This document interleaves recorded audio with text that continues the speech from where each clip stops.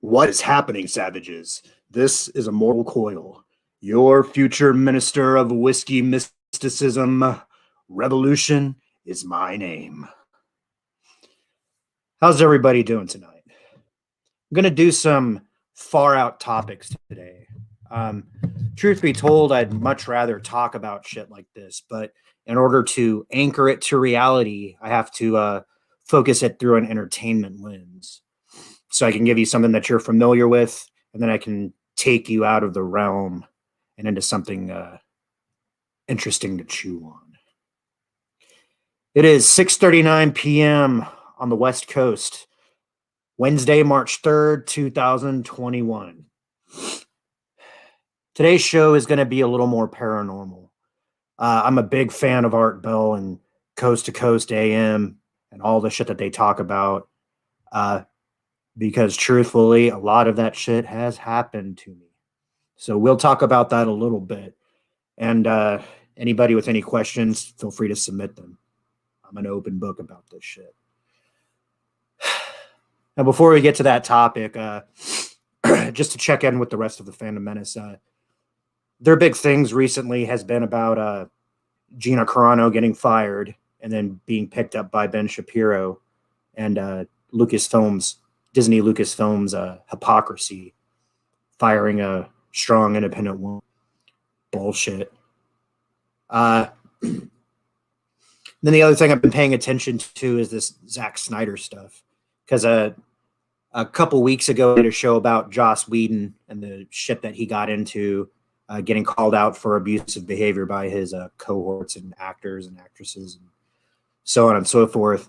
And he directed a version of the Justice League that was not well received. As a matter of fact, Zack Snyder has never seen it because his wife and the producer told him not to watch it.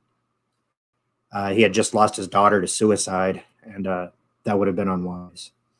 What else? I picked up a copy of my buddy's book, my buddy Red Gaze. He wrote a book called Sunsworn, and it pays homage to so many sci-fi and fantasy. There's a lot of things that feel very familiar in this book, but his take on it and the way that he smiths his words is pretty compelling. I got the big mega pack that has like a comic book and pictures and stickers and all that kind of shit. So check it out. It's called Sunsworn. It's by the Red Gaze, and it's available on Indiegogo. So most of the time I have the savage perspective. Tonight it's going to be savage spirituality, where I, drink beer and talk about far out shit. So let's check in with the chat real fast. Both of you people watching. We have Random Brad Creator. He says, I'll catch the replay. Have a good one, champions. We got the metal horns, we got beer clinking, and we got a thumbs up. Well, thanks, Brad. I know it's a different time out there in Australia, so we always appreciate you swinging by, man. You're true savage. Fucking love you, man. And then we got Tommy, the hardest working moderator in the Fandom Menace. He is easily mod to 657 million channels, and he makes every show. So, yeah, Tommy is whose ass to kiss if you're, trying to get in here and say something. Then we got Panda Power, far out, 2 beer toasts, loving it. Well, if you like far out shit, Panda, pay attention. Tonight's show is going to be a trip, just because of the ground we're going to cover. So, again, we're going to start with an entertainment example where they kind of nod to conspiracy, paranormal kind of UFO shit. And then I'm going to show you the root material. And then I'm going to tell you about personal shit that has happened to me. So we're going to have a good ride tonight. With me, as always, is my co-host, Beer. Say hello, Beer. Tonight, it's Milwaukee's best. And then I have some Off-brand vodka. It is what it is.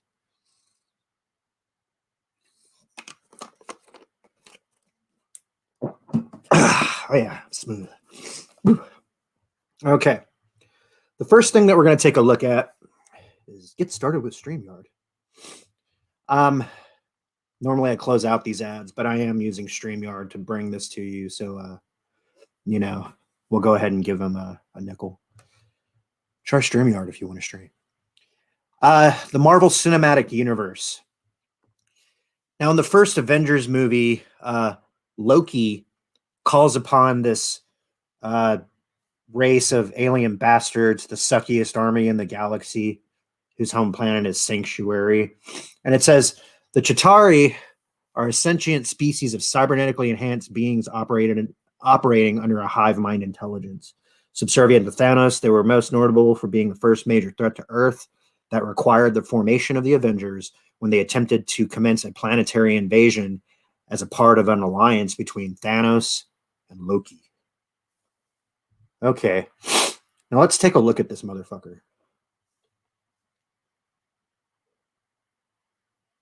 So what do we have here? Like I don't even know. It looks slightly reptilian to me. Thank you, Tommy. Here's Red Gaze's info for Sunsworn. Pretty good book. I'm about 5 chapters in so far. And then we got Snowdub in the house. What is up, my frozen companion? Snowdub has a really good show. Check it out. It's called The Cotton Connection. His alias, Jolly, gets into shit and things. He'll get into your mother if you let him in the room. So try not to do that. But we're talking far out shit. We're talking like Art Bell shit tonight, Snowdub. Hail Panda Power. Hail, hail, indeed. So take a look at this guy. He's like this weird reptile kind of, skull-looking warrior. Okay? They climb off these big fucking ships and they land in New York City and they just try to fuck things up. But we have a Hulk, that kind of shit. Now, the first time I saw the Avengers and heard the word Chitauri, I did a double take because I am familiar with that word from another place.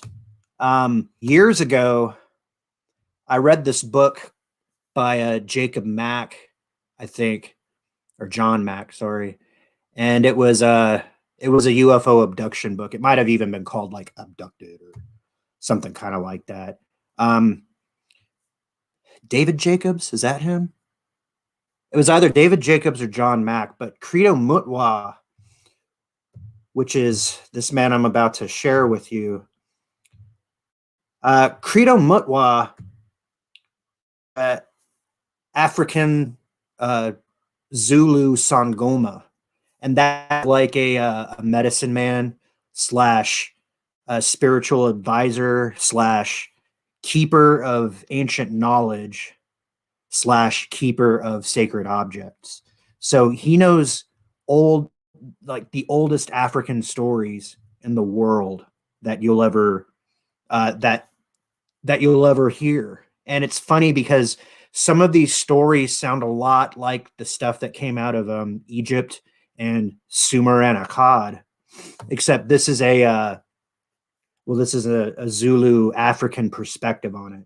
Now, this is quite the hefty video, and I'm going to play it in its entirety because it is important. And normally I just kind of like give a synopsis of this, but this is a wise elder, and I want to give him the floor and have him handle it. And he speaks slowly, but the shit he has to say is very interesting. So if I end up losing viewers because they don't want to listen to an old black dude talk, then fuck you. Okay, I made sure to share audio this time. So if for some reason you guys can't hear this, fucking let me know in the comment.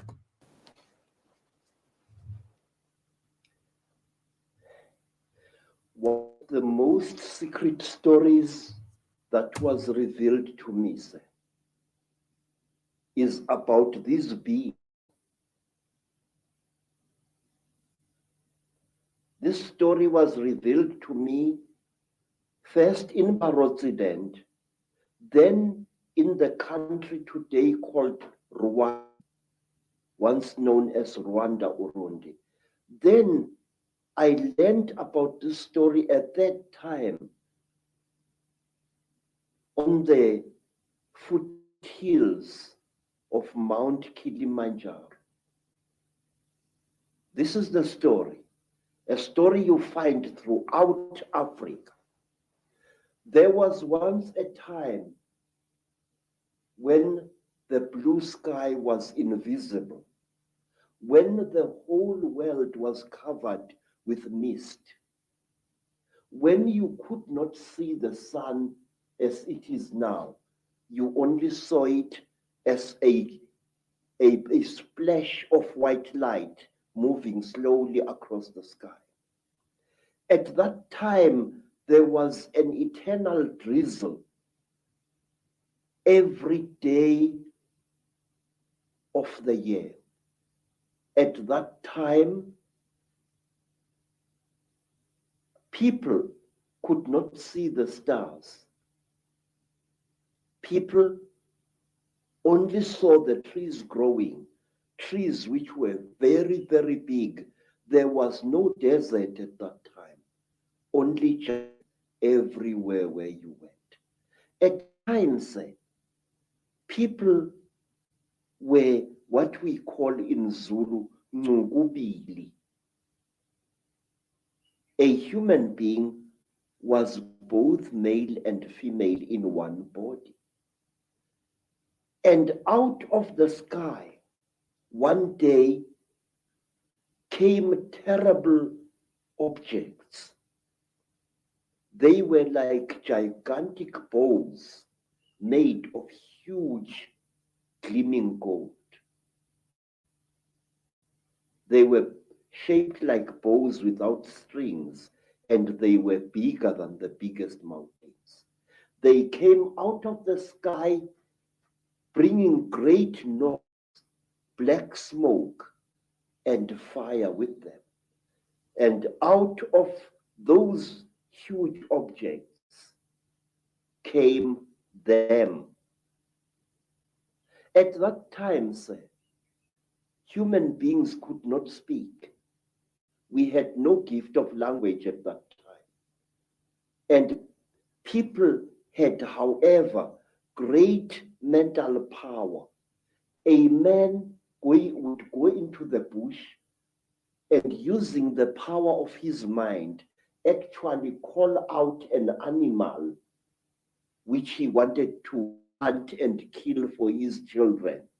And the animal would appear and kneel down before the man, and the man would kill the animal and take it home.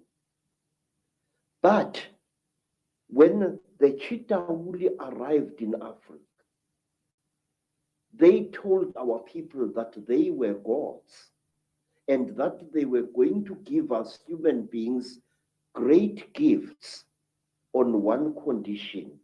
We had to worship them and accept them as our creators. Some told our people that they were our elder brothers and that this earth had produced them generations ago.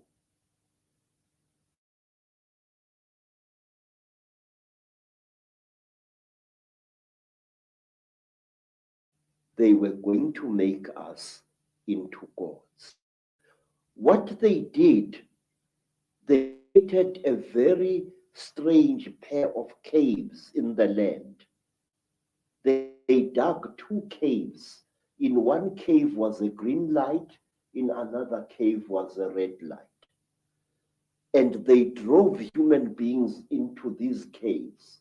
And each human being chose which cave the human being wanted to go into.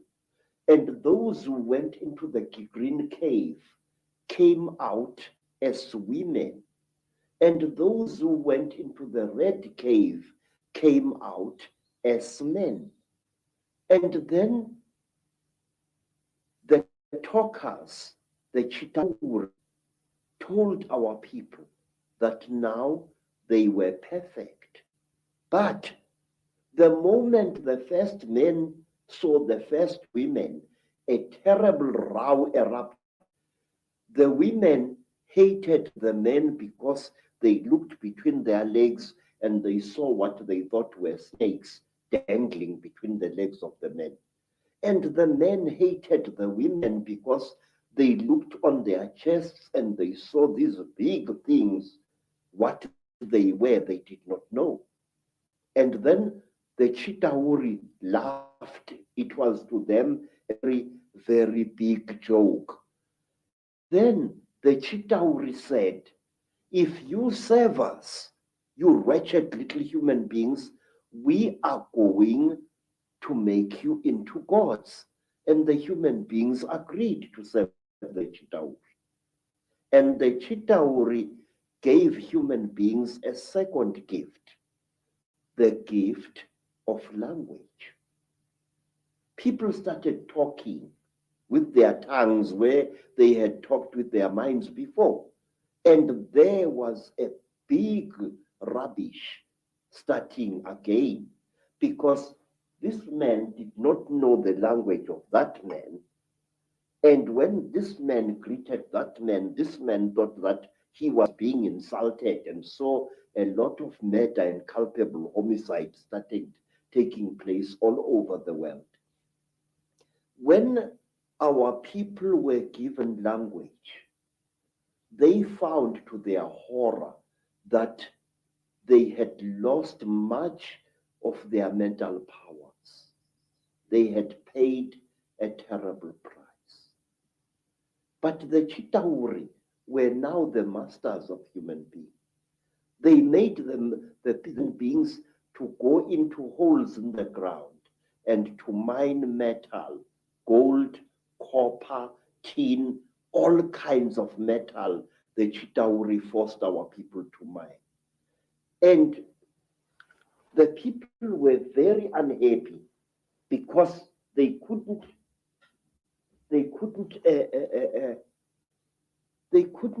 cope with the new sexual differences which were there now between men and women. And then from amongst the Chitauri came a very good female Chitauri.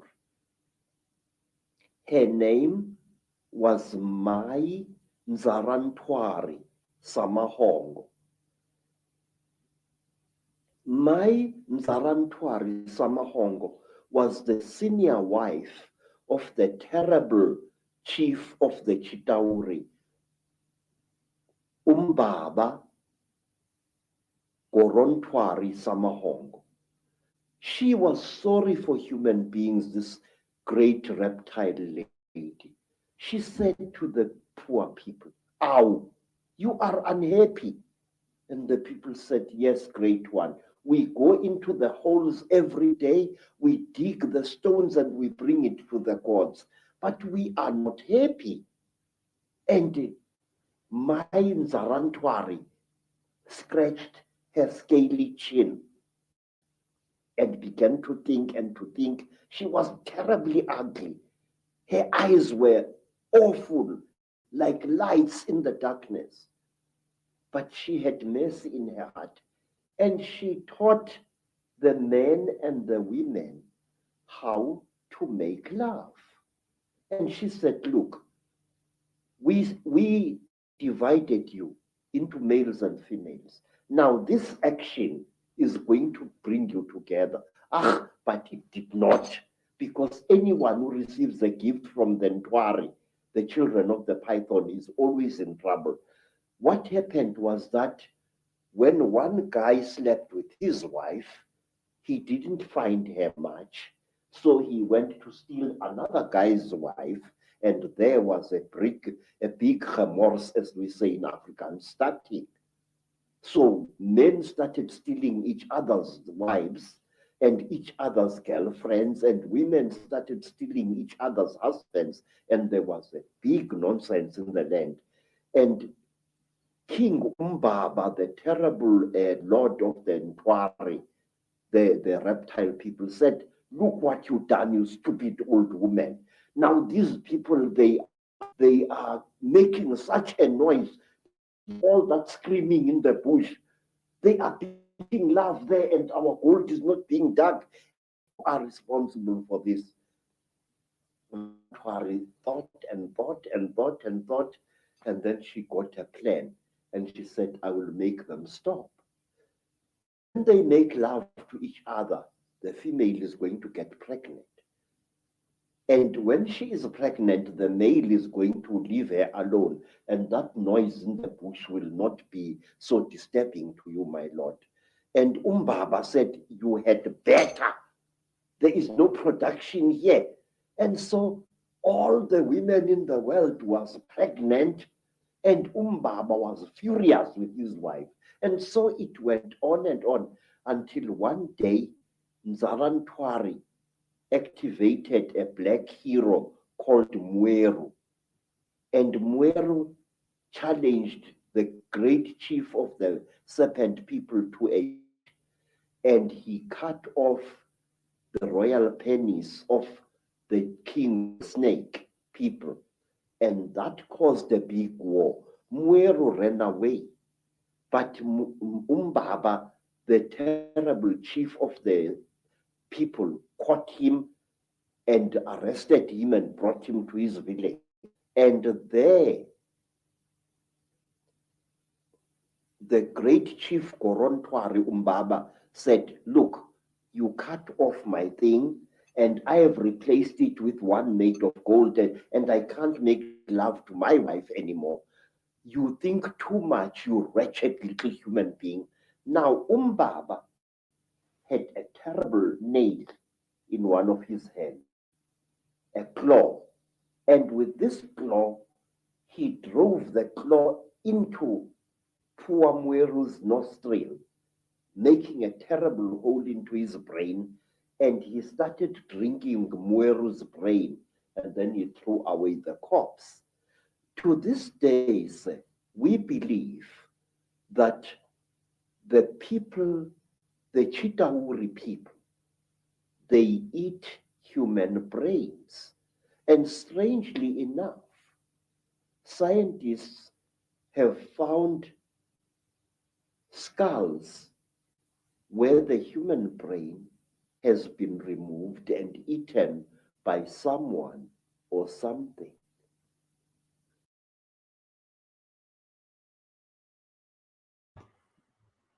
All right, so that was Credo Mutwa, and I have to stop this because nobody. Well, Mahler's cool. This is a good thing, but like nobody wants to hear about the rise of Skywalker. But I find that video interesting because it touches on several myths, if you want to call them that, that wound up in the creation epics. So in the epic of Atrahasis from Sumer and Akkad, they also talk about human beings being created to mine gold.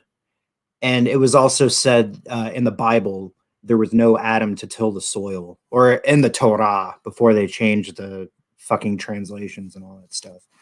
And then the story about the leader having a fight and having his dick chopped off. There are two myths that I know of. One from Sumer Akkad, where the god Alalu fought the god Anu, and he had his dick cut off, and he was sent away. And then, of course, in Egypt, there's the legend of Osiris and Horus, where the dick was cut off, the body was cut into pieces, but the dick was saved and was able to use to produce children. And this guy is telling stories from before that time. These stories originated from South Africa. And I know he looks weird and he dresses funny and he has a strange accent, but he was, because he's dead now. He died at the age of 98, and that was probably like 10 years ago. Like the traditional like story keeper for the Zulu tribe. And it's one of those things, like, as we move into modern technology and modern society, the emphasis is more on like me, technology, technology, technology. I got this phone, you got that phone. You know, this is cool. This sucks. That kind of shit. Whereas these traditional stories are dying out unless we, as a society, choose to remember them. So, yeah, it's interesting stuff. Now, there's one more video from this guy that I want to share with you because he talks about Star Wars. You know, Star Wars, the thing that we all love, that betrayed us, that cheated on us.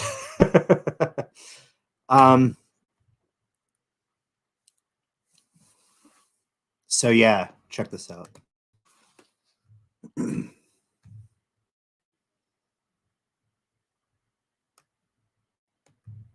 it fucking renders. Let's reload this tab, shall we?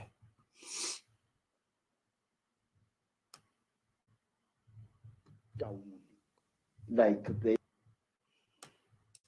I'll restart it for you. the royal Chitauri have got a ring of sharp horns all around their heads.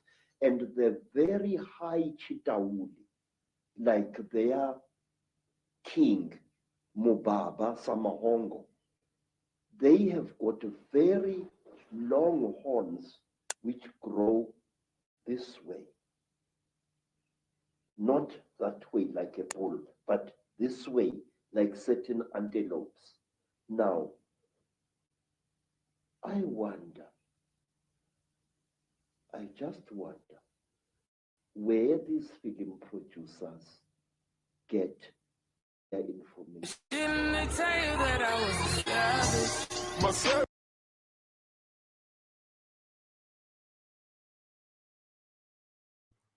All right, that's enough of that. But basically, he goes on to say that when he first saw the Phantom Menace and he saw the face of Darth Maul, that he was shocked and taken aback because aside from the human personage, the royal reptilians that interacted with his people had those same horns.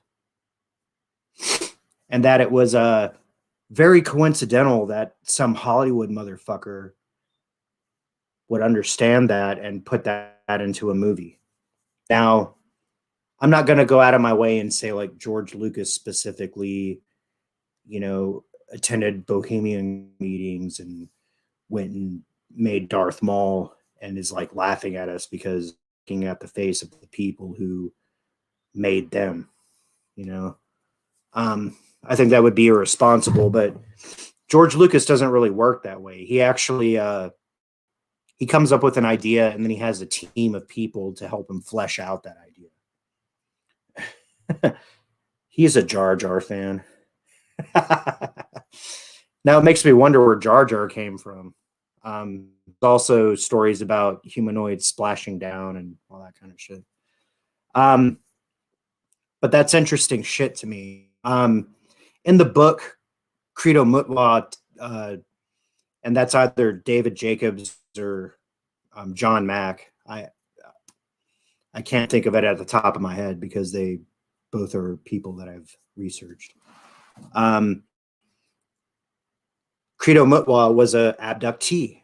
He was experimented on by gray aliens, and they, you know, did the usual. They did reproductive things. They tested his intellect. They measured and quantified his, you know, all that kind of shit. Which is funny because if you think about it, that's what we do to animals. You know, if we're breeding stock, or if we're, you know, we measure them, we weigh them, we breed them with certain people, you know, and that was his experience with them.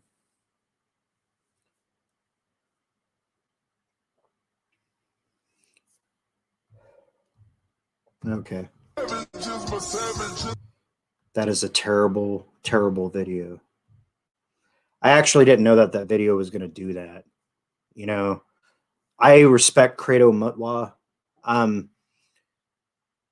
Aside from David Jacobs or John Mack, the place that I found him, and actually where this video comes from, is this like 3.5 hour interview with David Icke.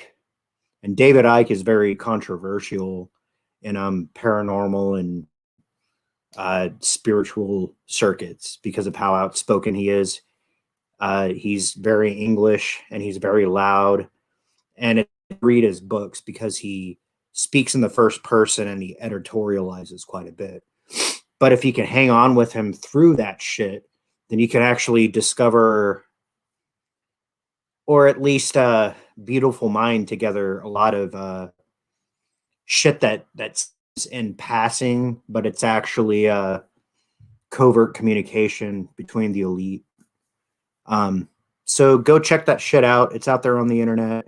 I just gave you a taste because I thought it was funny that the Avengers have a alien invasion race called the Chitauri, and he calls them Chitahuri because he has an accent, but it's spelled the same exact way. Why? That's up for you to decide. Okay.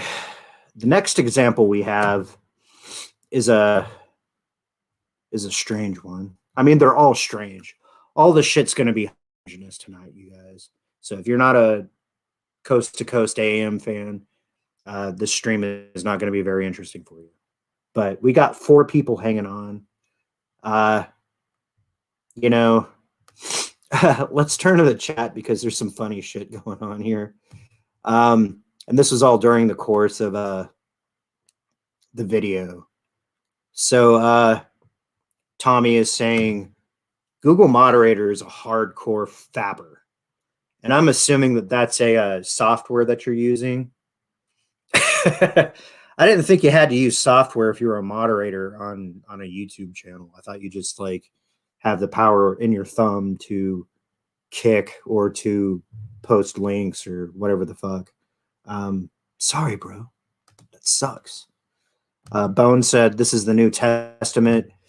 And half of Bone's shit seemed sarcastic, but some of it seemed, like he's like, yeah, he can see in the future with those fucking thick ass glasses. I'd be surprised what he could do. I mean, he's dead now. Then they started talking about Tommy. Did he say the hose? Probably. I mean, the head Umbaba, whatever the fuck his name was, he was like laying the fucking hand down on this woman, and she's like, okay, I'm gonna solve all their problems. I'm gonna teach them how to fuck. And like the male in me wants to be like, fuck yeah. But then Credo explained that led on to instances of homicide because people were sleeping with everybody else, and I mean, think about it. If you walked in and found your girl fucking and she didn't like ask your permission first or invite you, what the fuck are you gonna do? I mean, that's one of the ancient fucking drives, right? And that's what's fascinating about these stories is it kind of makes sense, but it's very wild. And I mean, we've all had those wild edges of our life where we've encountered shit that didn't quite make sense. Like you might have precognated something, or you might have had a dream, or you might have encountered something, or you might have swore you saw something out of the corner of your eye. And I think that excuse me, I have a little bit of a post-nasal thing going on. We rely on our elders to kind of inform our experience. And some of our experience is outside of the context of what we normally deal with on a day-to-day. If you drive to work and you get a coffee and you do shit all day and then you come home and watch TV and then you watch porn and jack off and pass out, and that's your day-to-day grind, and suddenly you have a paranormal encounter, it's kind of it's disruptive to the normal cycle. And what this guy was saying was the normal cycle back in the day was humans went in the fucking ground, pulled up gold, pulled up steel, pulled up whatever. And the only thing that they had to do at night that was fun was go home and fuck. Okay, sounds legit.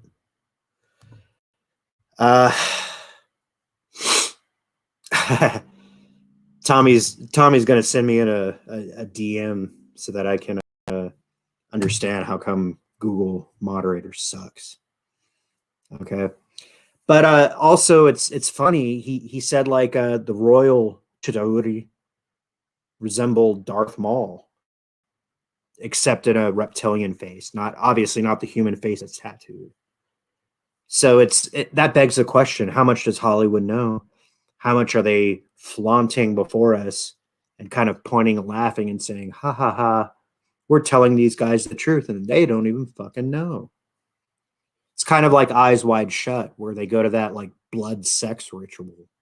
They do that kind of shit. They do that. Fucking spirit cooking. You know, all that kind of shit. So yeah. Moving right along. The next, and we're doing basically the top 5. The top 5 like Hollywood entertainment / paranormal parallels. So it's like, okay, I'm going to show you something that came from a movie. I'm going to show you the thing that inspired that thing. And then I'm going to show you, you know, if you guys want to know my personal experience with it. So I got to find this thing first. Let's see. I did all my homework before the show, and that's how come the show was a little bit late.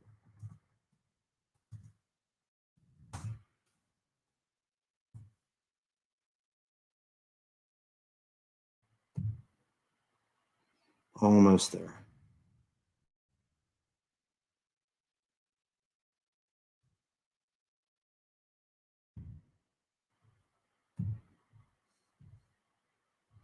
Yeah, we're going to talk about Bob Lazar, Panda Power. I have to set the stage for the plebs. You know, I have to anchor the weird shit into shit that they're somewhat familiar with. So yeah, we're gonna get into some Bob Lazar, but very perceptive. It's probably because I laid an egg before I should have. Okay, this movie, I'm sure you guys have all seen. Okay, Independence Day. And it was a blockbuster in the 90s. And it's probably one of the last blue screen, huge models kind of thing. When I watch it now, because I've seen so many CG movies that's just the fucking look of how things are. When I look back to this, I can see the individual elements being slotted together. But in Independence Day, there's a scene just as this is happening where the big fucking ship pulls up over the White House and shoots down this big glob of shit. Now, Will Smith was like, "Oh, I know you didn't just shoot that green shit at me." This is a big bunch of blue shit that they used to blow up the White House. And as this is happening, you see like the helicopter flying the president out in the epic escape scene, and it's fucking huge and explosive and just like total 80s dive bomb. I even think in this movie, like the dog had the diving action scene to escape an explosion. But anyway, so they're flying out and they're on the chopper. They're on the chopper. And who the fuck is it? Jeff Goldblum and what's his nuts from Jaws. They're sitting there with the president, and from Jaws was like, "Hey, we got some place we can go. We can go to fucking Area 51." And he's like, "What?" And he's like, "Yeah, Roswell. Have had this shit since the fucking 40s. don't tell me you didn't have anybody who studied it and blah, blah, blah. Yes, Tommy, we're getting into this. I'm setting it up. You fuckers have no patience. But so he's like, yeah, blah, blah, blah, Area 51, aliens, Roswell. And the president's like, look, fucking calm the fuck down. Don't believe everything that you read, because there's no Area 51. And if there was about it, I'm the president of the fucking United States. And then his advisor goes, sir, technically, that's not exactly accurate. And everybody looks at him like with hate in their eyes, going like, huh? So yeah, Area 51. Area 51. So yes, to end this snafu, I will put back up Mr. Bob Lazar.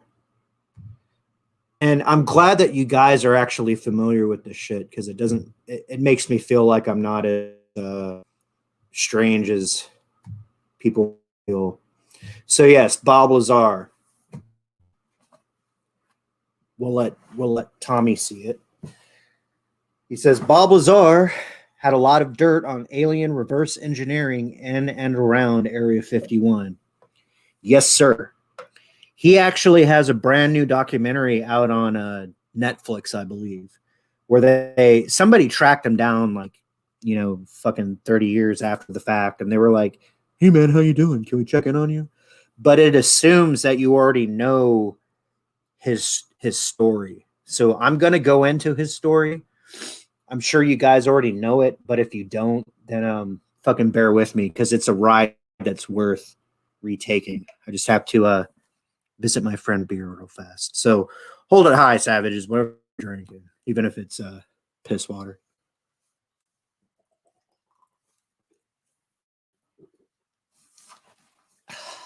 Okay. So Bob Lazar went public in 1989. And basically his story was, as a young man, he was interested in science quite a bit. And he did this thing where he fucked around and he built basically the Batmobile. He built a car that worked off of jet propulsion, and it could go up to like fucking 300 miles an hour or something. Right? And he started, he lived at Los Alamos in New Mexico, which was home to the 509th Bomber Group, which delivered the nuclear packages to Japan back in the day, humbly bowing them to the point where they made us VCRs and cars and shit like that. But his car made the newspaper and all that kind of shit. He went to a tech talk and met this guy. I forget his fucking name. It's in the documentary, so watch the Netflix shit and it'll explain that. And the guy was impressed, and he's like, "Hey, if you ever need a job, give me a call." And he was like, "All right."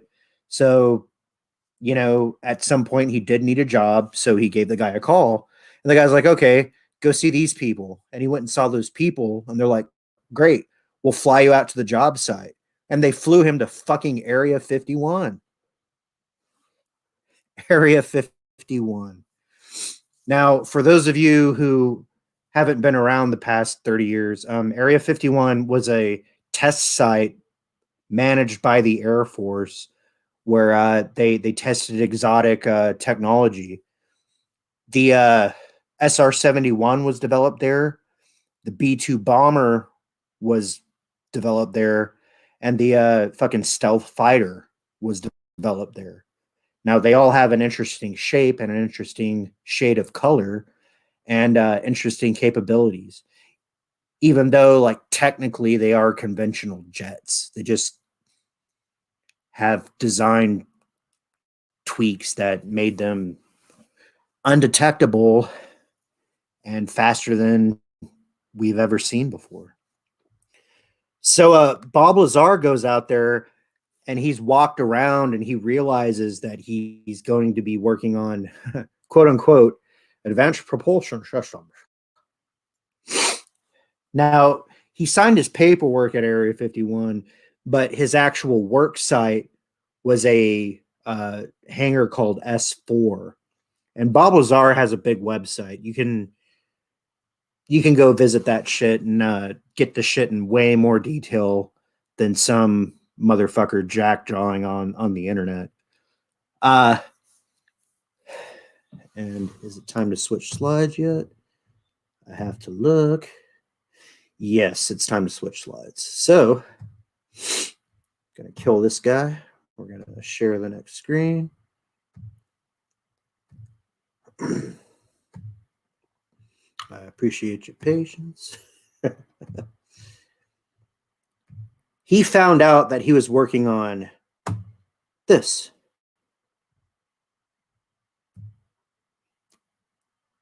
Okay. Now, in his lexicon, he called this the sport model. I actually call it scoutcraft.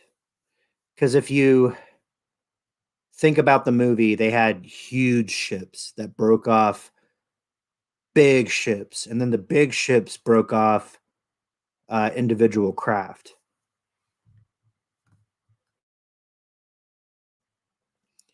But when we think of a stereotypical white man, no, I'm kidding, a stereotypical UFO, we think of something that's shaped like this. And that's that famous X-Files thing. The truth is out there. I want to believe. You know, that kind of shit. And we'll visit the X-Files later. Don't worry.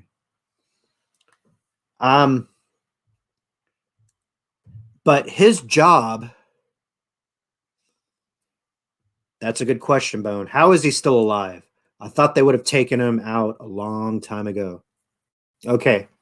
I'll answer that question real fast and then we'll get back to the fucking diagram. But the thing that really got Bob Lazar in trouble is that this ship that you're looking at, they would go and test it on like Wednesdays at midnight or something weird like that. But it was a regular schedule. And one time, I'm sure he had to sign a non-disclosure act and all that kind of shit. But one time he went and started talking to his friends and he's like, you know, I'm working on alien shit, right? And they're like, yeah, fuck you. And he's like, no, they actually test this shit in the mountains in Nevada at such and such a day at such and such a time. And they're like, bullshit. And he's like, no, come out with me. I'll show you. And he went and started taking people out to this ridge that's just past the fucking gate where enter or you die, but it's still visible, right? And sure as shit, things were like flipping around the sky and doing impossible things and appearing and disappearing and, you know, all of that. At one point, Bob Lazar actually grabbed one of those like old ass video cameras that you have to tape in on the side and shut the door. And it's just fucking, it sits on your fucking shoulder. And he recorded some of the test flight. And then, well, the government got a little bit pissed off at him because you're not supposed to do that. You're not supposed to film classified shit. And especially if the classified shit came from off-world sources, as Bob Lazar asserts. Because we don't have anything that we made that can do that. We have shit that they made that they gave us that can do that. And they're like, here, play with this, figure it out. See what you can do. And we'll just go around and anal rape people and stick shit up their nose. Fair trade, right? It's your government people. After they figured out that Bob Lazar had done that, they were threatening him. Shots were taken. Like there was a on the road that tried to take him out and all that kind of shit. And Bob Lazar, well, first he shit his pants, but then second, he's like, okay, I have to figure out a way to protect myself and my family and all that kind of shit. And the best way he figured out to do that, Bone, was that he went public. He went on every fucking radio show and every fucking news show. And he's like, here's what I know. Here's what they're doing. Here's what I worked on. Here's what I touched. Here's how it works, as far as I understand. And that's what your fucking government's up to. Ba-da-ba-da. And he rolled the dice because he thought, okay, now that I'm in the public arena, and this story like lit off like wildfire. The first time I heard of Bob Lazar was either on Unsolved Mysteries or Sightings, which was a fucking far out version of a current affair. God, even people now don't know what a current affair is. I don't know. It was like a news. It was like an edumentary. I don't know, like an op-ed documentary kind of shit. Except it was focused on far out topics. So he figures if I go out in a public eye and then they take me out, then that will prove that there's veracity to my story. So I'm going out there saying, yeah, we have alien shit and we have, I touched it. I'm working on it, you know, and then they kill me. Then you know that it's true. So yes, Bone, they left him alone. You did watch Sightings. Awesome. I love that show. So yeah, back to this. So we're looking at the sport model, as Bob Lazar called it. And the middle deck is where the pilot set and where interface takes place. The upper deck is a what is it called? I don't know. This image isn't clear enough, but it has like a focusing antenna.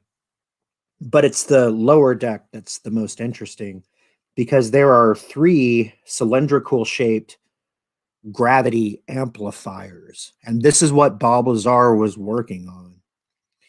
Now, here's what he said is that these gravity amplifiers, they're arranged in a triangular pattern. And if you've seen, oh, I don't know, I think Billy Meyer might have took some pictures of some. But if you've seen the bottom of like really good UFO pictures of this, you'll always notice that they have 3 little bumps at the bottom. And those are the gravity amplifiers. Now, he said that the way that they worked, there were 2 modes. There was like a planetary mode where if you're cruising around a planet, you can point these things at the ground and then they cancel out the gravity or they reverse the gravity so that you can slid around and, you know, slide around instead of, you know, directly traversing things. So obviously, if you're above the sky, you have the as the crow flies, that kind of thing. And because the ground is the biggest source of gravity, that's like the thing that you do. So 2 of them would point at the ground, and then one of them would point in the direction of wherever the fuck they wanted to go. And apparently, there's not a joystick. There was a helmet that the pilots wore. And the thing that was really interesting to me was that he said the sport model that the government had, the seats were only big enough to fit human children. Now, why is that? Well, the answer is in the next slide. So I will kill this one and share the next one.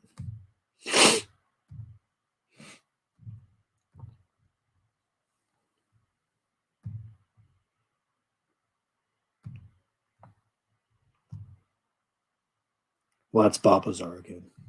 I'm not looking for Bob Lazar again. That's the one I'm looking for.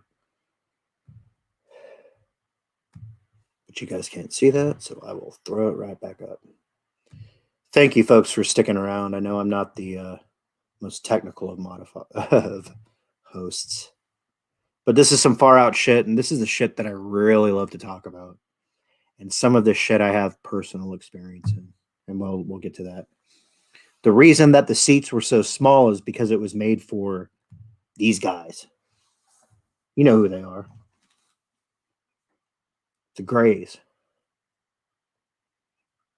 Okay, so according to Bob Lazar,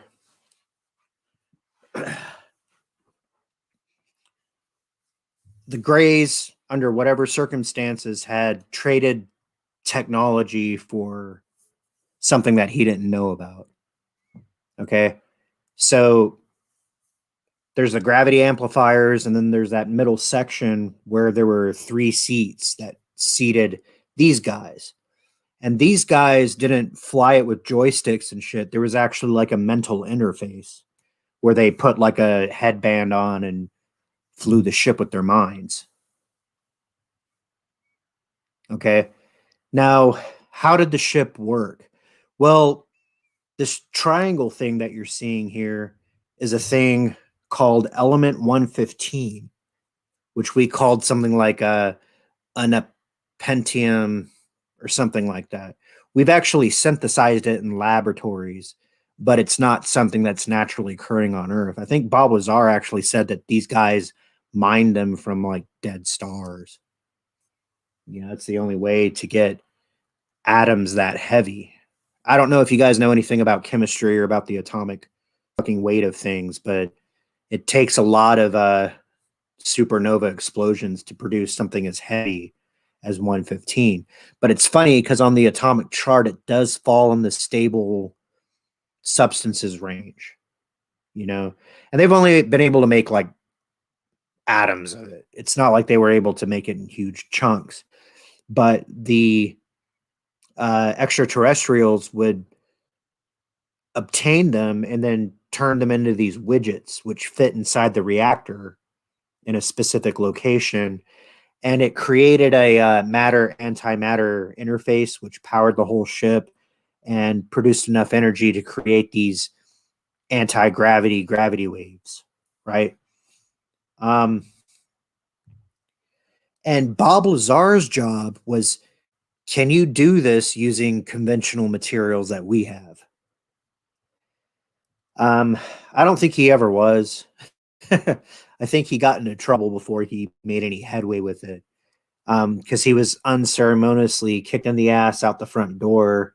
And then after he went public, he, you know, more or less. And the only thing that they could really do was do character assassination.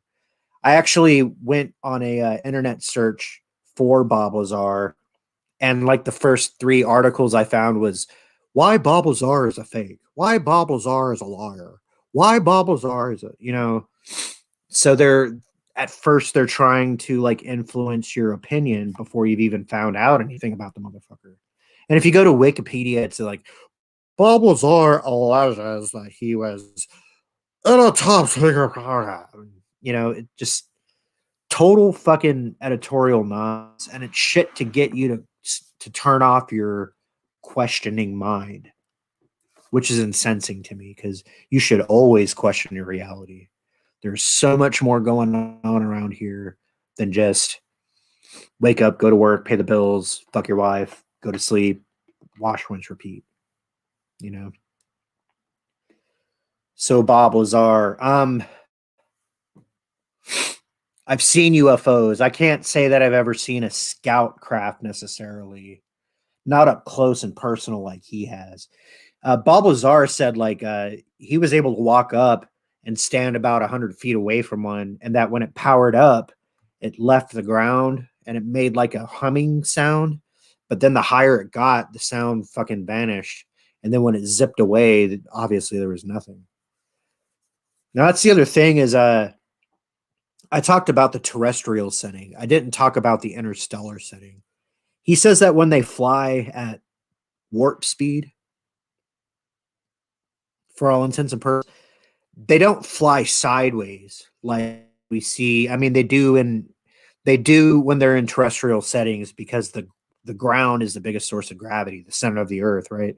But when they're flying interstellar, they have to spin their belly in the direction of the vector they travel in, and they take all 3 gravity amplifiers and focus it on the same spot, and then it pulls that spot to them.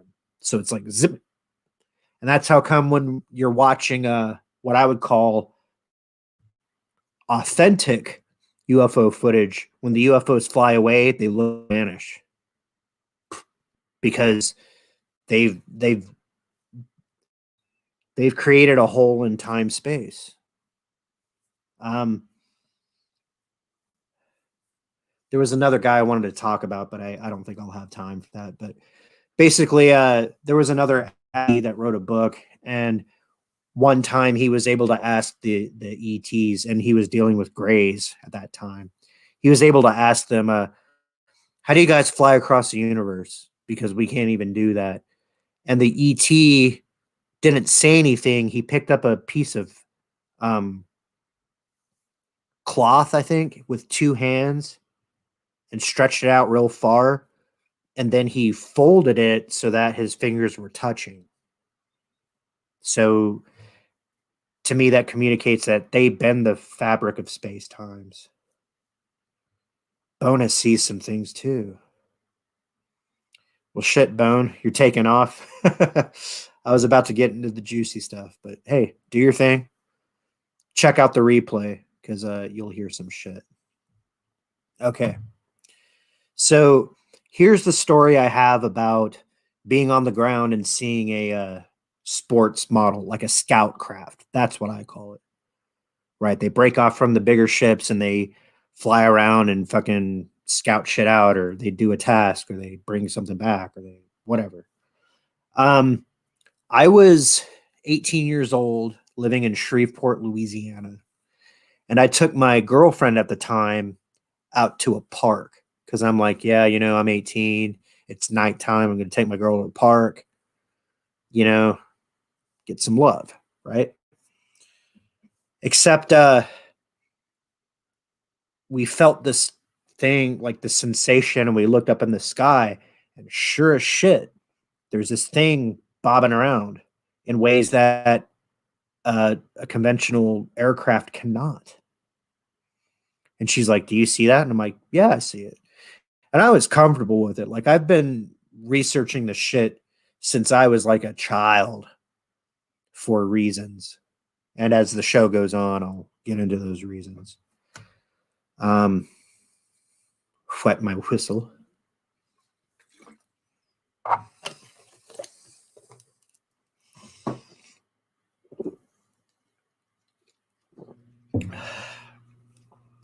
And she's like, "What is that?" And I'm like, "That's a scout craft, sweetie." And she goes, "Well, what the fuck are they doing?" And I'm like, "I don't know. They're just looking around." And she goes, "Well, I don't like it." And I'm like, "Those things are operated by mind controlled technology. So if you don't like it, use your mind, make it go away." And she looks at it, and sure shit, it zips away. And I just kind of laugh at my. I've actually had a lot of paranormal encounters, and I've had a couple of girlfriends who were with me when shit like that happened.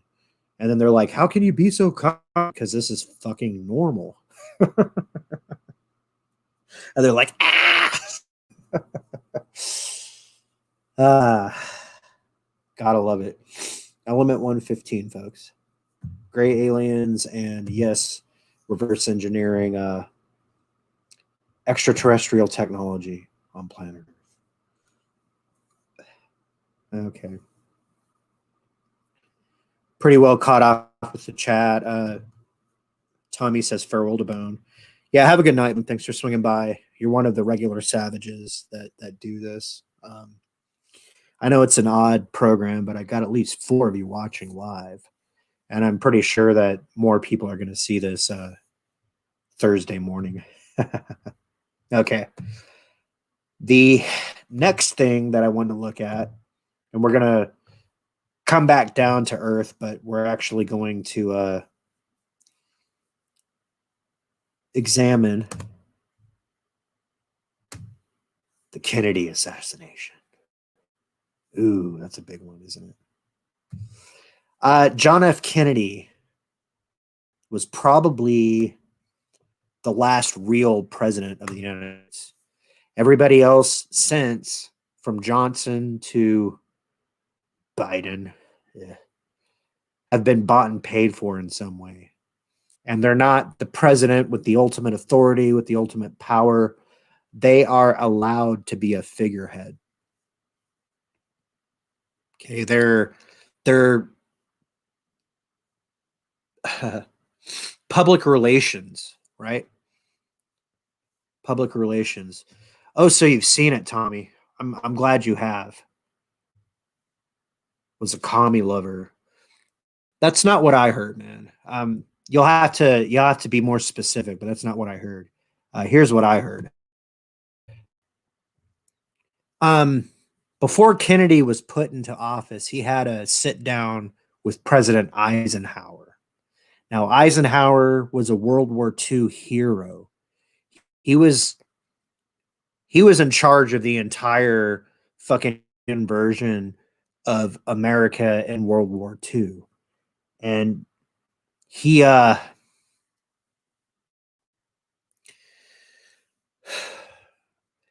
he gave a very famous farewell speech. And in his farewell speech, Eisenhower said, "Beware the military industrial complex."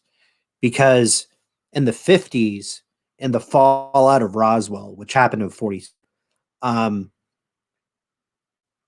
compartmentalization at the governmental level had started by the people who wanted to study off-world technology. So you had to have a need to know basis in order to even touch or look at or see something. That's where MJ-12 came from.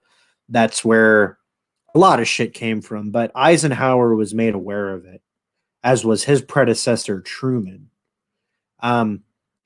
Now, I don't know that Eisenhower sat down and said, "Listen, Jack Kennedy, UFOs are real," you know, or if he was just like, "Look, there are some dangerous fuckers out there.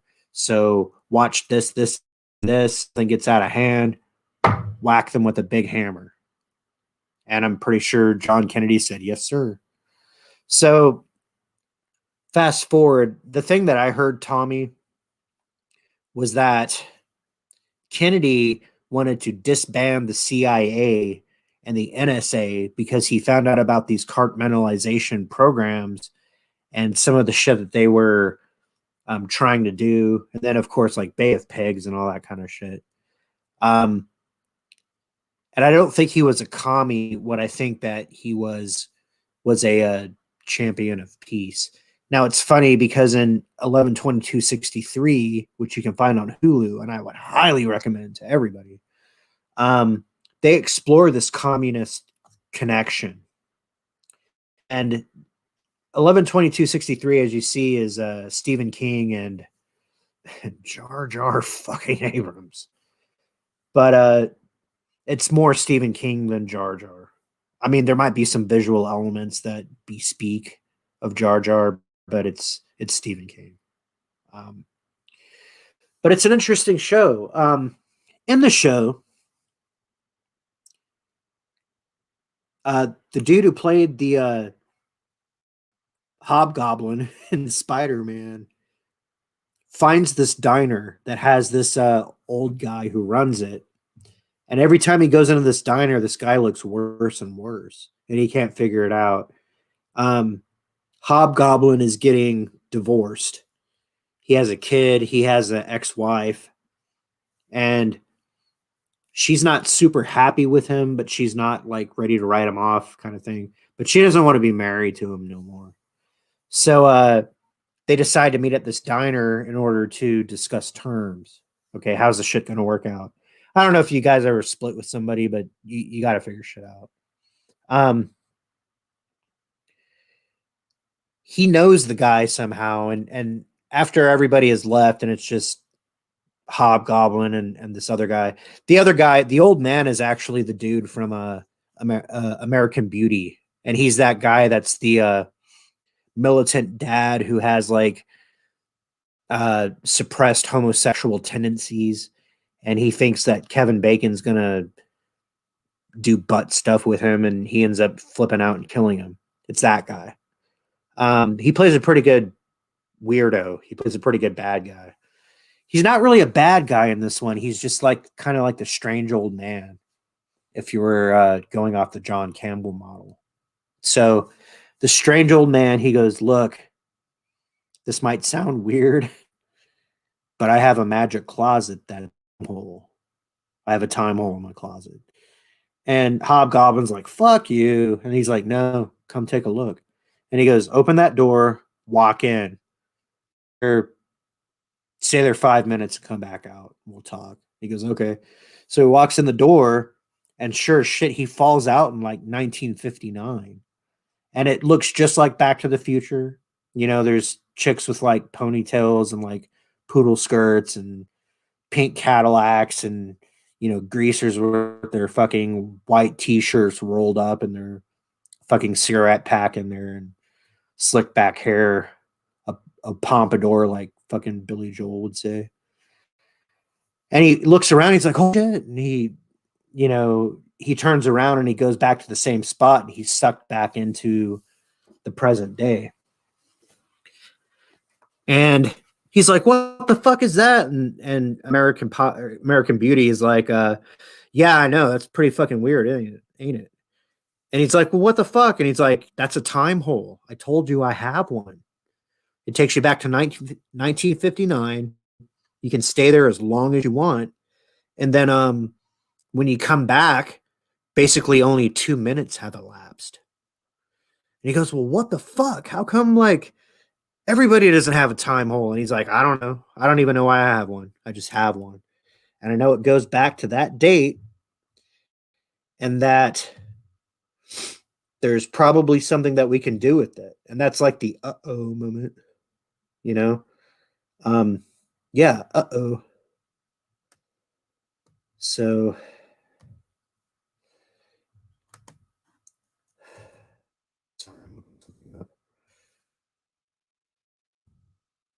okay, I didn't quite do this right last time.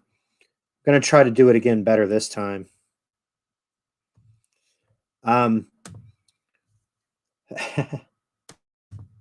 But I actually have to do the piss break. So whereas last time I was not able to properly take the piss break, what I'm going to do is share some very cultural, very enlightening classical music. So this is what it sounds like when a mortal coil has to pee.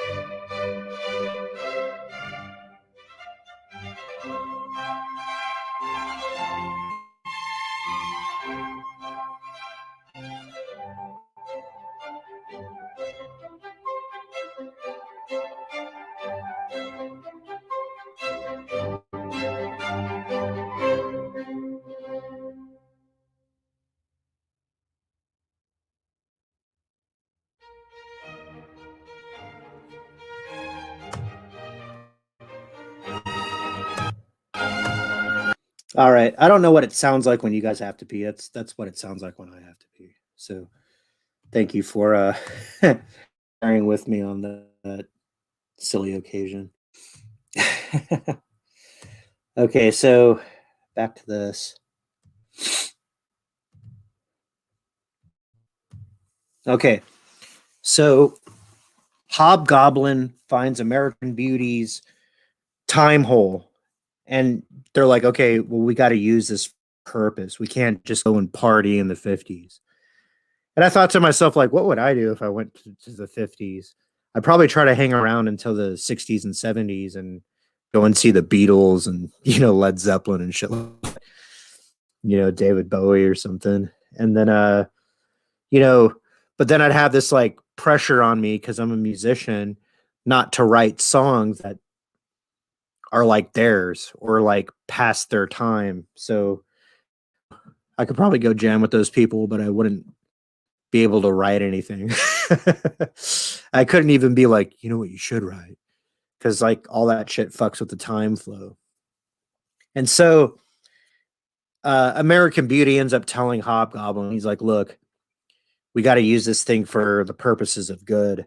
And here's what I think we should do. Here's what I've been trying to do. And how come every time I come back, I look like shit and I get sicker and sicker and, you know, I'm about to die. So I want you to do this. And the guy's like, what the fuck? And he's like, listen, we have got to save President Kennedy from the nation. And Hobgoblin's like, what the fuck are you talking about? And he's like, well, listen, Kennedy was killed for reasons that you will see in the time stream. But if he survives, the good that he will do for the world will far outclass the world that we live in now. And I'm so convinced of this. I've been in that fucking time hole for like 15 years trying to get the shit right. And he's like, well, how come you can't get this shit right? And he goes, because time likes to flow in a certain way. Certain events are predetermined and have to fucking happen. And if it gets close to event being fucked with, time will fuck back at you. It will fuck you back. And the guy's like, well, then why the fuck should I do it? And he's like, cuz do you want to live here like this right now? If Kennedy would have survived, we would have had a better world. And he's like, what the fuck? And American Beauty takes him to his lair and he's like, look, and he has like the conspiracy fucking clipboard and he has like, you know, mountains of fucking information and intel and like all this little shit. It's a good show, you know. But the way that he's supposed to survive straight out of Back to the Future. And I think if anybody's going to rip off Back to the Future, Stephen King should be allowed to. He should be allowed to. He's like, look, I'm going to give you this almanac that has sports records from 1959 to 1974. All you have to do is walk into a place and place a bet, be inconspicuous, and you will have all the fucking money you want. Plus here, and he gives him like $100 of 1959 currency. You know, and he's like, this should be enough to set you up to get to, you know, get your first meal to until you can get to some place where you can make some more money. But what you have to do is start out in 1969, live there until 1963, and stop Lee Harvey Oswald from assassinating the president. If you can do that, then time will change. You can jump back in the time hole and come and live in a better America, right? And without going into a episode by episode synopsis, he goes in there, and indeed, like every time he gets close to a major piece of information, and to directly address Tommy's complaint here, there was a KGB agent with Lee Harvey Oswald.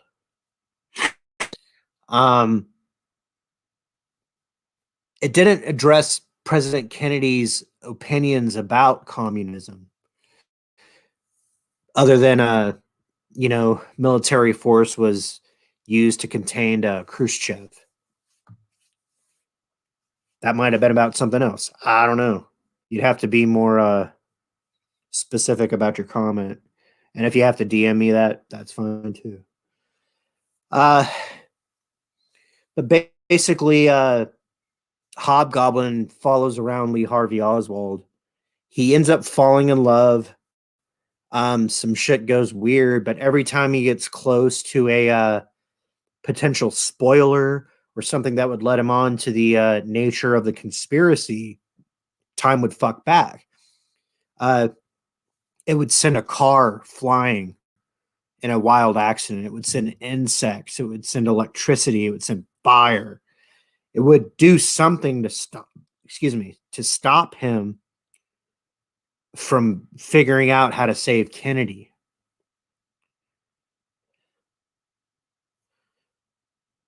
Okay. He's going to send me a DM. That's cool, folks. Just easier to show what's in the book. That's cool. I'll take a look at that. But anyway,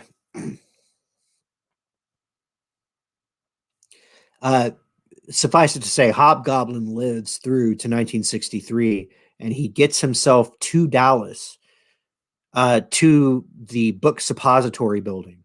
Okay. And in the story, he's able to stop Lee Harvey Oswald. And he gets a phone call from President Kennedy, and he's like, "You're a very good man, sir. And guess what? You know, blah, blah, blah, blah, blah, blah, blah, blah." And when he gets back to his own present time, time's not really that much better. It's kind of like a different version of the same shitty circumstance. So again, the emphasis here is that time wants to unfold in a certain way. And if you change one event, fine. Something else will happen to basically make it the same way. And that's classic Stephen King for you. It's a pretty good show. Go fucking check it out. But the thing that I have to show you guys, so I'll kill that screen, is John Kennedy's actual assassination. Because I either read it in a book or I saw it in a movie that John F. Kennedy had multiple assassins. Okay. Lee Harvey Oswald was the patsy. He's the guy that took the fall, and they set him up to be a commie and all that kind of shit. And they found his rifle, and he was a Marine, and he knew how to sharp shoot that fucking shit. But because Kennedy wanted to take apart the NSA and the CIA, he became a liability. And they needed to send a message that not even the president can take them out. So, where the fuck did I read this? I'll have to figure it out and post it in the comments or something. But I either read or saw a video where it said it wasn't, oh, here's what it was. When I was very young, and I'm saying like 12 or 13, I'm an old fuck now. I'm about to turn 40. But that's how long I've been into this shit. And I've had paranormal encounters for a longer time than that. I read this book called I read this book called Matrix. And this came out, this was online. This was like in the 90s when the internet was young, and you couldn't like stream video, you couldn't like do anything except read text files or wait half an hour for a 30-second clip to download. And it was one of those things where you hooked up a modem to your computer and you press the button and it's like beep beep beep beep, all that kind of shit, just to get the fucking internet. And it wasn't even the internet, it was like local fucking BBS, you know, board systems. I don't know how many of you guys even know what that is, but that's what it was. And I read this thing called The Matrix by a guy named Val Valerian. That was his pseudonym, his nom de plume, as it were. And Val Valerian said that Kennedy was not only killed by a faraway bullet, he was actually shot in the fucking face by his driver. So what I'm going to do is show you a movie, should it choose to load. This is the famous Zapruder film. Okay. Abraham Zapruder was he was an American. He wanted to see the president. The president was riding through Dallas waving and, probably campaigning or something. I don't know. This video may be inappropriate for some users. Not for savages. I understand and wish to proceed. The following content has been identified by the YouTube community as inappropriate or offensive to some audiences. Not savages. I understand and wish to proceed. So what I want you to do, every time people watch this movie, they always look at President Kennedy. They're like, oh, it's so fucking terrible. Blah, blah. So terrible. But watch the driver. To me, it looks like the driver. Why the fuck is it not loading? God damn it. There it goes. Watch the driver. To me, and this is what I learned from this book, it looks like the driver is going to turn around and point a gun and pull the trigger and then turn back around and drive away right around frame 310, like that. So watch the driver. Do not watch the president.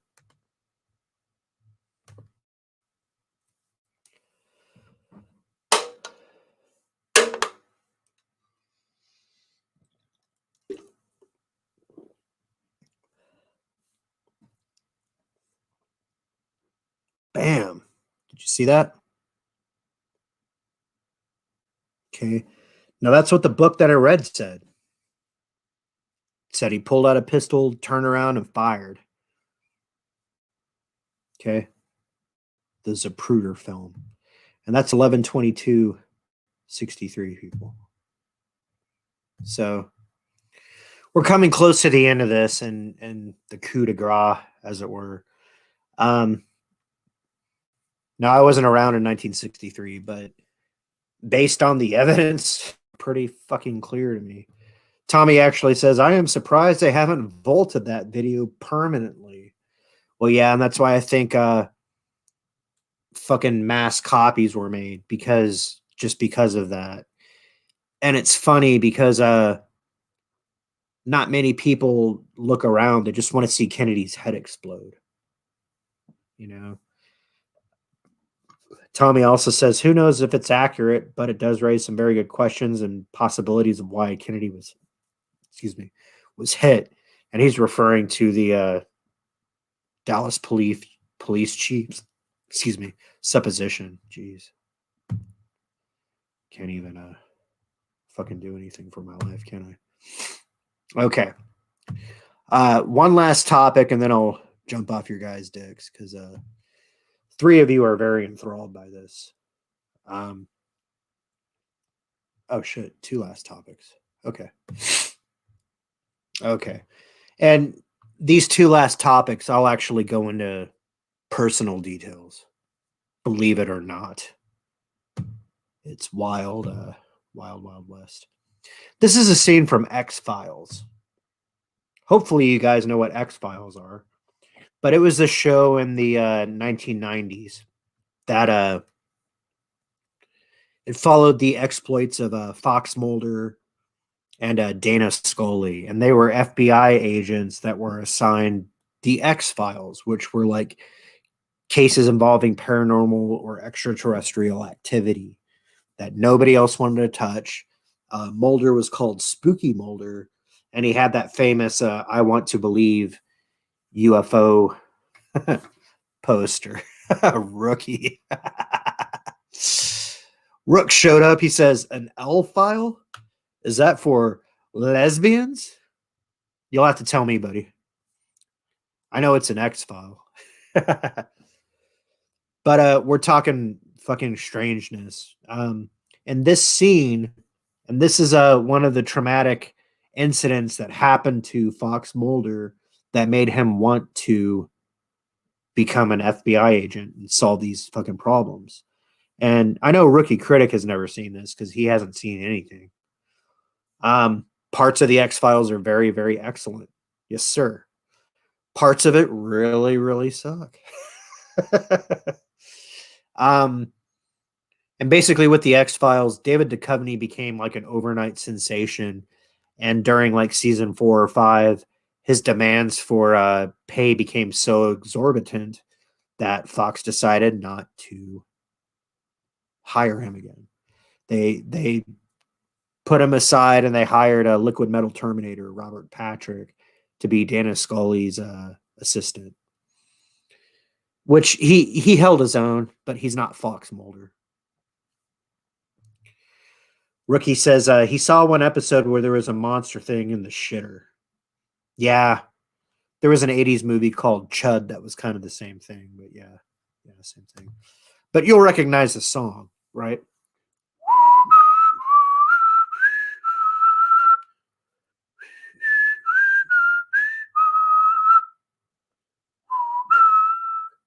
Right? Everybody knows that song. I think it's probably been in probably every like spirit Halloween store you've ever shopped at in your life. But so yeah, so here we see the traumatic incident that, or one of them, that led Mulder to become an FBI agent. His sister abducted by extraterrestrials, by gray aliens. And here they show where she's laying in her bed and they float her out the window and they take her aboard her craft and they fly away. That's cute. That's pretty cute. So here we go. I'm going out on a limb. I'm going to be honest with you guys. I've encountered ETs. Yes, I have. And it wasn't like this. They didn't float me out the window. They actually, it was kind of more like the Star Trek transporter beam. They converted me into light and then pulled me up there and then converted me back to matter. And it's funny because Samantha, the girl in this picture, disappeared for the rest of her life. From what I understand, that's hardly the procedure. They follow genetic family strains, but they also follow spiritual energy. So whether you incarnate into one family or another, if you're in a family that they're studying, yes, they'll take you and study you. But if you're somebody that they've followed for lifetime after lifetime, they will find where you're at and they will take you up, and because they want to understand the process of how a spirit bonds to the body. And some of that takes on reproductive aspects, which is like one of those like, yeah, women can say me too, but can man? No, if a man gets raped, it's hot, right? It's sexy. Is having sex with an alien sexy? I guess it depends on the alien, you know? I'd probably fuck that girl from the Phantom Menace who's a Twi'lek, the, council member. What's her name? Ara Sakura. I'd do her. But it's also one of those things that makes me wonder about man's motivation. Because if aliens have been around as long as man has, or if they had a creation, and the creation of man, as Credo Mutwa earlier in the program said, then man's taste for the exotic stems from our interactions with them, And it's also funny. There's another contactee, and his name is Alex Collier. And he says that we are the sum total of about 22 different races genetically. So at least 22 times we were tinkered with, or we have had components of 22 separate species infused into our current biological platform that our spirits drive. And I think that's interesting. So Collier maintains that because we have 22 separate species, we're also biologically compatible with them to a certain extent. Now, it needs some science and some helping hands kind of shit, but it's doable. So therefore, they find us doable. And even in like the earliest human myths, even in the fucking Bible, Balaam came down and saw that the daughters of man were beautiful and chose from amongst them whichever they wished. And they produced children by them. And those children were known as the Nephilim. They were the heroes of old and the heroes of renown, right? Gilgamesh, the king, was one such Nephilim. And he asserted that he was 2/3 divine because his mother was a goddess, his father was a human. So therefore, he possessed the matrilineal DNA, but he also possessed mitochondrial DNA. So therefore, he's 2/3 divine. Yet he was still denied eternal life. Okay. So if you want more specificity out of me, with these experiences, you're going to have to ask. You're going to have to ask pointed, specific questions. And you can do it in the comments. You can DM me, or you can have me on your own damn show. And then we can talk shit about this. So that's the X-Files. One more topic, and then I'll jump off your dick. And this is actually the thing that I'm building up to, because I find this the most interesting current of reality. But first, we're gonna do our toast off. So raise high glasses, my fellow savages, of whatever it is you are imbibing. Salute.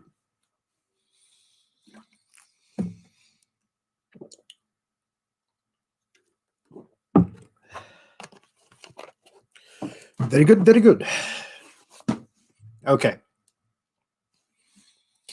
So, no shit, I'm a big Marvel fan.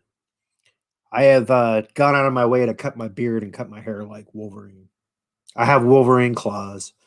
He's my favorite fucking superhero. But Marvel is a big, big, big fucking universe. Oh shit, Pan's back. How you doing? Got 5 people in the chat. And then under the direction of Kevin Feige through like 22, 23 movies, we built up to the Infinity.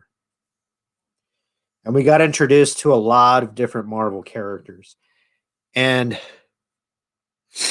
it's funny, like I would say overall, the Vision is my favorite. But because he's synthetic, he will never truly understand humanity. He kind of reminds me of Data from Star Trek: The Next Generation in that way. But my favorite human Avenger is Doctor Strange, because he deals with multidimensionality. He talks about energy and chakras and portals and shit like that. Shit that really that I have some basis of reality in. Now, I'm not saying it's exactly the way it is. Most TV shows that I watch that touch on these topics don't have it 100%, at least not to the experiences that I've had. But some of them get pretty damn close. And this one got really damn close to me because I'm also a martial artist as well as a metaphysician. Is that a fucking word? A savage spiritual. That's a better word. Yeah, check this out.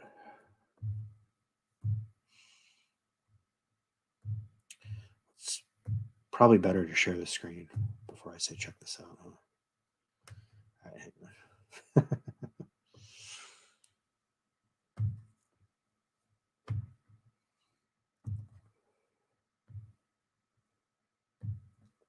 Okay, here we go.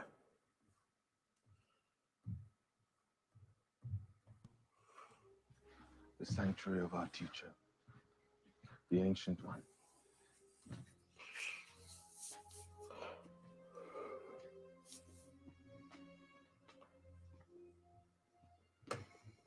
Mr. Strange? Doctor, actually. Well, no, not anymore, surely. Isn't that why you're here? You've undergone many procedures. 7, right? Yeah. Thank you, ancient one, for seeing me. You're very welcome. The ancient one. Thank you, Master Mordo. Thank you, Master Hamir. Did you heal a man named Pangborn, a paralyzed man? In a way, You helped him to walk again. yes. When you reattach a severed nerve, is it you who heals it back together or the body? It's the cells. And the cells are only programmed to put themselves back together in very specific ways. Right.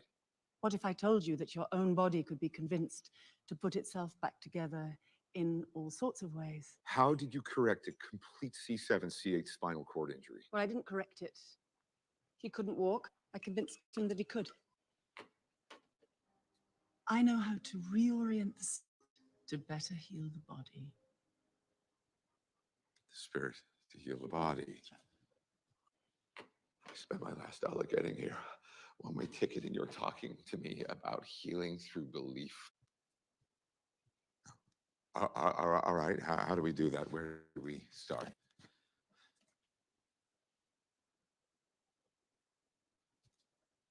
Don't like that one? That one. You're showing me an MRI scan. I do not believe this. What about this one? Acupuncture, great. Yeah.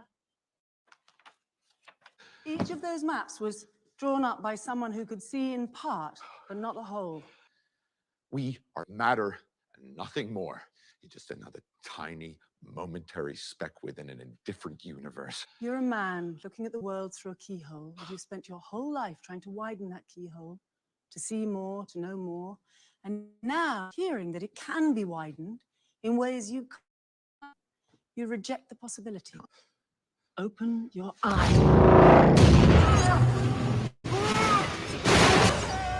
What is real? What miss I beyond the reach of your senses? At the root of existence, mind and matter.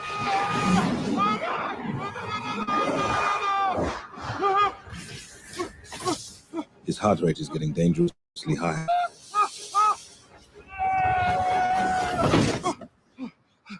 He looks all right to me.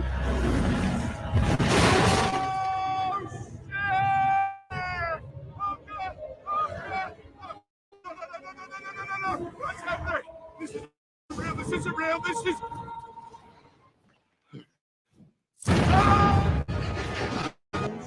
Filled with malice and hunger. Dark places where powers older than time lie, ravenous and waiting.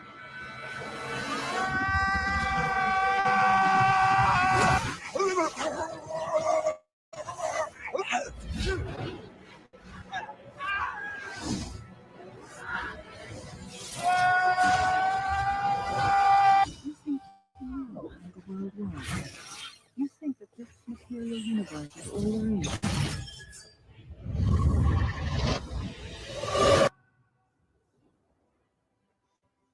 Who are you in this vast multiverse?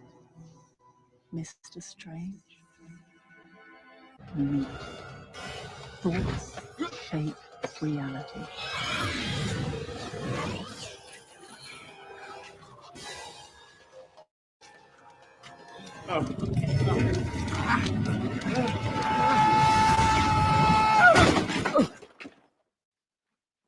Have you seen that before in a gift?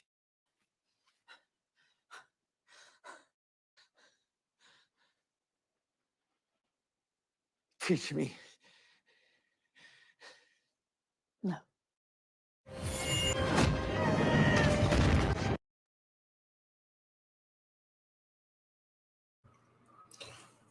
All right.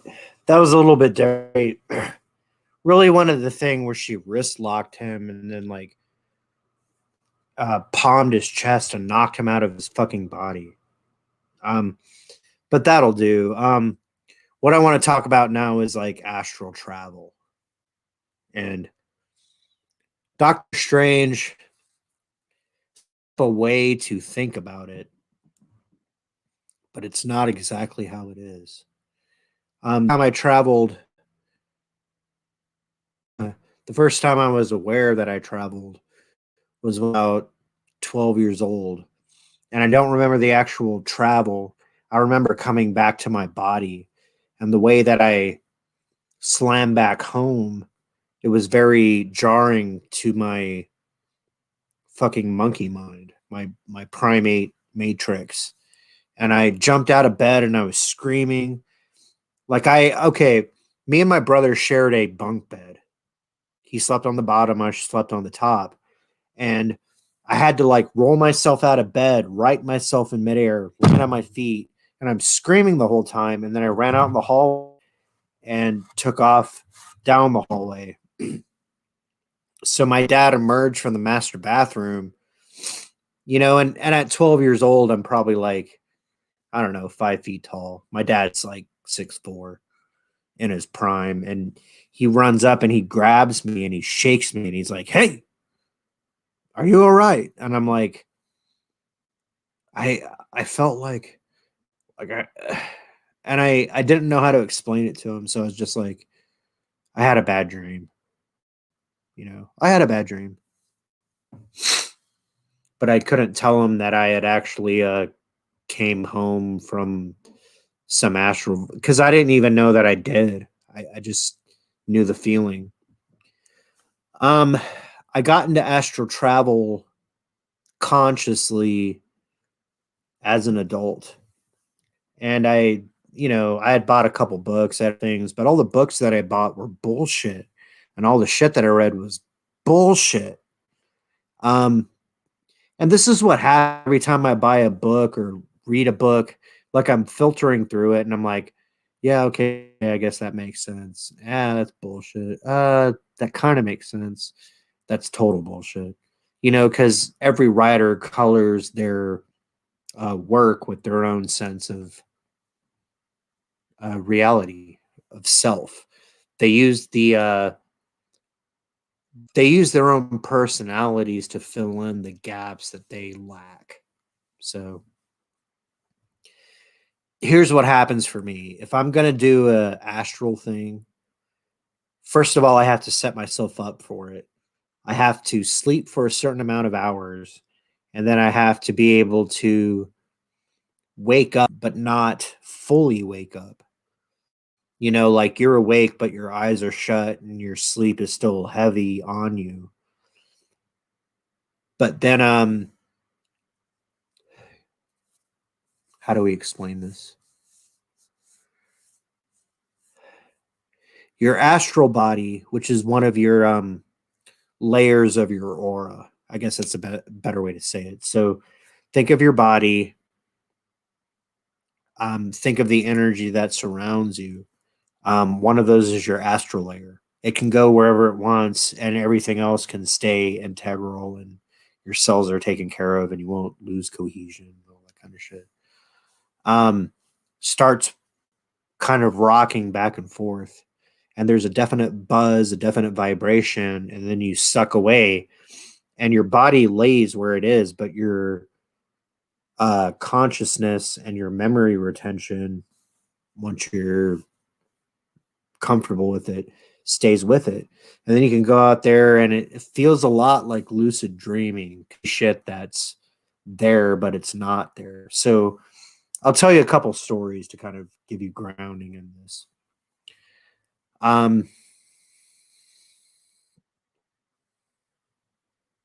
Okay. I'll tell you two stories. The best story that I have is pretty happy. So I have a day off of work. It's like Sunday or something. I don't have my kid and I'm laying in bed and I wake up, but I don't open my eyes. So I'm very close to sleep.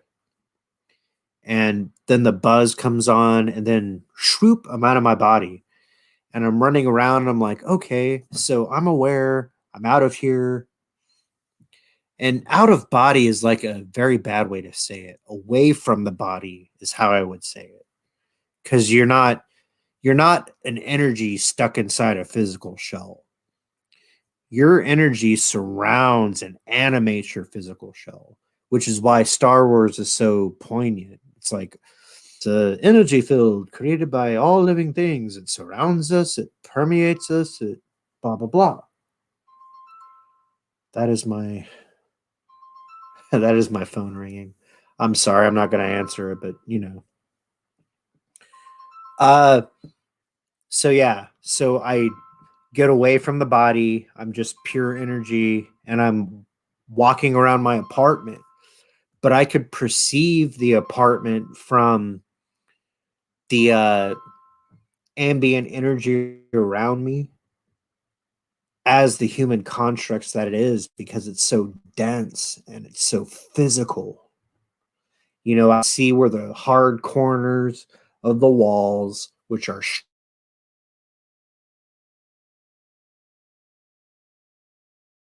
and I could push through it. And that's the thing is like your self concept is how you manifest. And at this point, like, I was just myself, and I was walking around, and I was, well, not walking, I was going point to point. But when I wanted to test something, I would manifest a hand and try to push through it and see how dense it was. It's compared to my energetic state of being at the time. And I had this fancy idea. I was like, okay, let me go and stare in the mirror and see if I could see myself. And I passed through the wall, and I put myself in front of the mirror, and I looked, and I didn't see anything, but I was like, but I want to see something. So I made myself visible, but I was just a point of light. And I was fine with that. So I pushed the wall and went back to my bedroom. And pushing through a wall is interesting, especially from a visual perspective, because it's like you mush through it and you see all the layers, and you feel the drag because it's a more dense physical thing, but you're still able to like go past the atomic bonds and just push into the next open space where there's only air. And I was like, okay, what should I do? Well, I want to go outside. Okay. So I go outside, and again, like, I push through wood, paint, and glass and metal, and finally into open air, and I'm free. Yay. And I fly around, and I'm just like doing things, and I person.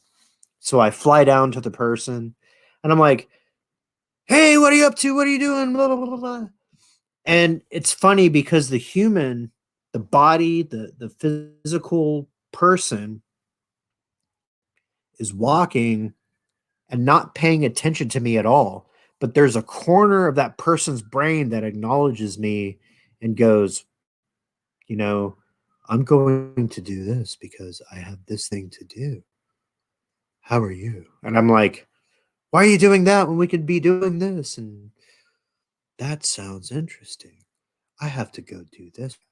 So, and I'm like, okay. So I quickly, like, I do this with 2 or 3 people, and I figure out that awake humans, like, and I'm not saying awake as in the woke, the fucking, like, that kind of shit. What I'm saying is that people in a waking state of conscious, and if you want to talk about brain waves, they talk about a beta, a beta brainwave state, which is the normal human waking brain that's associated with going to work and paying your bills and putting gas in your car and fucking your wife and raising your kids, that kind of shit, versus delta and alpha, right? So when you're in those states of being, only a certain portion of your energy can address non-physical phenomena, which is why I think, number one, we have the corpus callosum, which is the physical thing that divides our brain spheres. But, excuse me. Number two is maybe we can't take our true nature, the non-physical, and relate it to physical things while we're here because it thwarts our purpose as participating in a physical state. Okay. 3 of you are still with me, so I think yeah, man, it's not coke woke. No, nor is it Kathleen Kennedy woke. Actually more asleep than the states of being that I'm speaking. Okay, so I'm like, okay, people are no fun. Let me go see if I can talk to animals. Right? Because we've all seen like cats that, like, they're walking and then suddenly they jump sideways and nothing's fucking there. Something's fucking there. I didn't do it with a cat though. I don't really like cats. Cats are okay. I'm not gonna kill you. I'm not gonna tell you to not buy a cat. I'm going to tell you is that I'm more of a dog person. So I'm like, okay, maybe I should go play with a dog. And I flew down and I found a dog that looked about right. And the dog totally responded to me. It was like, rah, rah, rah, and it like jumped around and it turned circles and it barked and it, and I wasn't able to like wrestle with it, but like I was able to like fly like a wind around it. And it was fun. It was great. It was beautiful. And I was just like, this is a mind who has no cerebral assumptions about the basic fabric of reality. This is a being who is like completely in the moment and completely willing to have fun with whatever wants to have fun with it, as long as it's fun. Because I had no malice, I had no ill intent in my heart. I was just like, that's a dog, that sounds fun. And it was happy. So that's probably my favorite astral projection story. I'll tell you an interesting one. This was a shared experience. And this is one where like I had my end of it and he had his end of it, and we didn't speak to each other about the details until it like started falling out of our mouths. For a long time, I worked as a massage therapist. I know what you guys are going to say. No, I didn't jerk off people. No. What I did was I applied a very subtle version of energy manipulation in order to straighten out muscles and fascia. Okay. So I learned all the medical side of things, all the physical, earth science, blah, blah, blah. But I brought my fucking crown chakra into it and I was able to help people. So I had an astral trip, and the guy that I was working with time had also had some psychic training. He actually went to a psychic institute and got a diploma and blah, blah, blah. And he was pretty talented. I'll give him that. I'm actually like a self-taught motherfucker. So we first encountered each other. We kind of like stood off square to each other, and we were like sussing each other out and looking at each other's energies.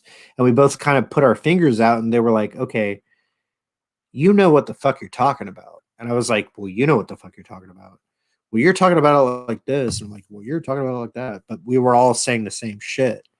And we had a good like 30-minute meeting that was supposed to be our job interview. Suffice it to say, I got the job.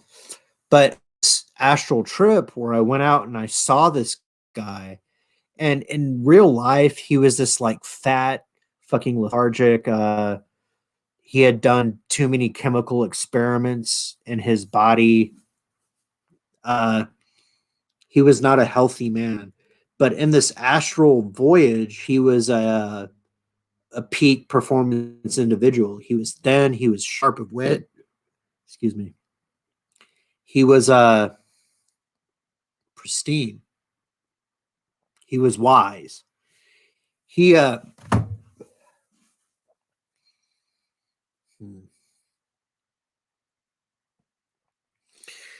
he didn't speak to me in words. And this is what's funny. Like he actually made fun of me because I went out of my way to make myself appear human and have like hands and feet and like a face and and he's like, why are you doing this? And I'm like, what do you mean? And he's like, well, you're making yourself look like a human, but to look like the human that I knew, because that's the only way that I could perceive him. He actually was just like silent with his lips shut, and he was making faces at me, but I was actually receiving these things as like thought packages. So he's like, yeah, I don't know why you're doing this. We could be doing other shit, but you're like too intent on making yourself appear as human. And I was like, huh. So that sent me back down into my thinking mode and pulled me out of the fucking thing. And here's what's funny is like astral trips can turn into lucid dream fast, and lucid dreams can turn into astral trips real fast. It really depends on your focus and what you desire out of your outside of your beta consciousness human experience. So try that, savages. Play with your dreams tonight. See if you can come up with something that's outside the box.